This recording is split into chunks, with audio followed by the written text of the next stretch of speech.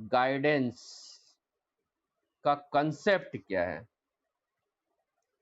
क्या कंसेप्ट है, इसके बारे में हम लोग चर्चा करेंगे। तो आपको पता होगा कि जब हम कभी किसी अवधारणा की चर्चा करते हैं तो सबसे पहले हम जाते हैं उसके अंतः में कि ये कहाँ से ये चालू हुआ, क्यों चालू हुआ ये, और इसका मतलब क्या अर्थ है, इसका क्या संप्रत्यय है, और फिर इसकी परिभाषा क्या है। और जब इन सारी की चर्चा कर लेते हैं तब हमको इस अवधारणा का बहुत ही व्यापक रूप में समझ आ जाता है। तो पहले आप ये समझ लो कि गाइडेंस और काउंसलिंग, ये दो शब्द हम बहुतायत उपयोग किए करते हैं। बहुत सारे ऐसे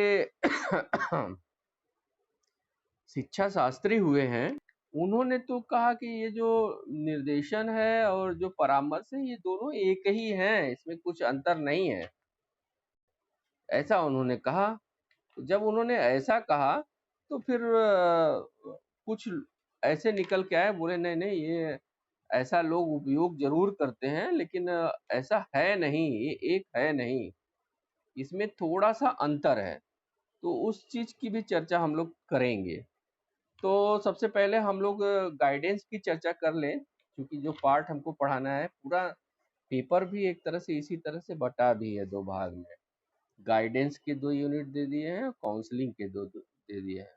और मोटा मोटा आप अंतर ये समझो कि कहा ऐसा जाता है कि counselling is a part of guidance.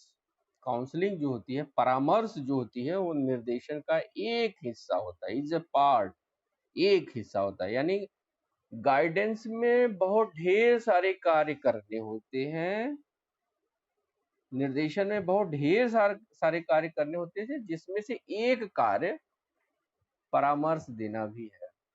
तो अगर आप देखें तो आपको समझ में आ जाएगा कि गाइडेंस जो है वो व्यापक संप्रत्यय है और परामर्श जो है वो संकुचित संप्रत्यय है। क्योंकि जब आप ये कह देते हैं कि परामर्श निर्देशन का हिस्सा है, when you said that the counseling is a part of guidance, तो ये मतलब निकल के आ जाता है कि ये बहुत ही छोटा है। गाइडेंस के अंतर्गत तो हम बहुत सारे कार्य करते हैं। हम लोग आगे के लेक्चर में ये चर्चा करेंगे कि कौन कौन से कार्य, जब इस संप्रत्यय को हम लोग समझ जाएंगे, समझ लेंगे, तो अपने आप ही स्पष्ट हो जाएगा कि इसमें कौन कौन से कार्य आते हैं। अच्छा, पहले तो हम आपको बता देना चाहते हैं कि ये है क्या। निर्देशन का अर्थ है निर्देश देना। निर्देशन का अर्थ है निर्देश देना, अर्थात यह आदेश से भिन्न होता है। आप जब किसी को आदेश देते हैं तो आदेश में अधिकार होता है, और निर्देश जब किसी को देते हैं तो निर्देशन में सलाह होता है। तो ये आप जान जाओ कि जब कभी आप आदेश देते हो तो मतलब जोर जबरदस्ती का भी उसमें कहीं न कहीं से समाकलन होता है, कहीं न कहीं उसमें जुड़ा होता है, और अधिकार के साथ आप जो है किसी को आदेश देते हैं। लेकिन निर्देशन के साथ ऐसा नहीं है। निर्देशन का अर्थ है निर्देश देना, और यह आदेश से पूरी तरह भिन्न होता है।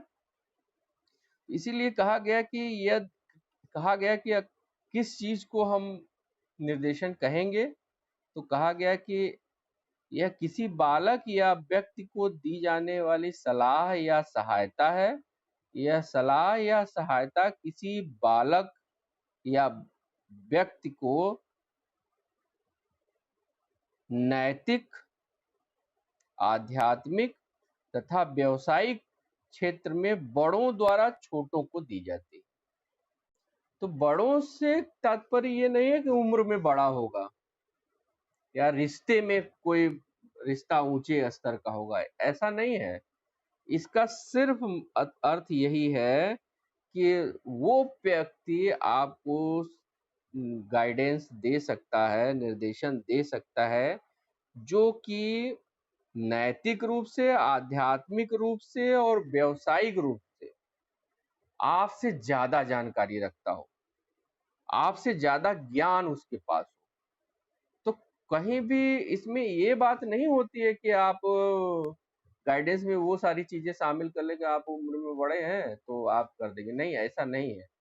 सलाह देने का अधिकार उस व्यक्ति को आ जाता है, गाइडेंस करने का हर अधिकार हर उस व्यक्ति के पास होता है जो अनुभव में आपसे अधिक हो, नैतिकता में आपसे अधिक हो, आध्यात्मिकता में आपसे अधिक हो और व्यावसायिकता में भी आपसे अधिक हो। तो इसका मतलब कि वो आपसे स्किल्ड हो, आपसे नॉलेजेबल हो, आपसे स्पिरिचुअल हो, आपसे ज़्यादा मॉरल हो, यानी आपसे अधिक जीवन की के अनुभव को रखता हो। तो ऐसा कोई भी व्यक्ति हो सकता है जो आपको सहायता प्रदान करे, तो ये वह व्यक्ति कहा जाएगा कि वह गाइडेंस दे रहा है आपको।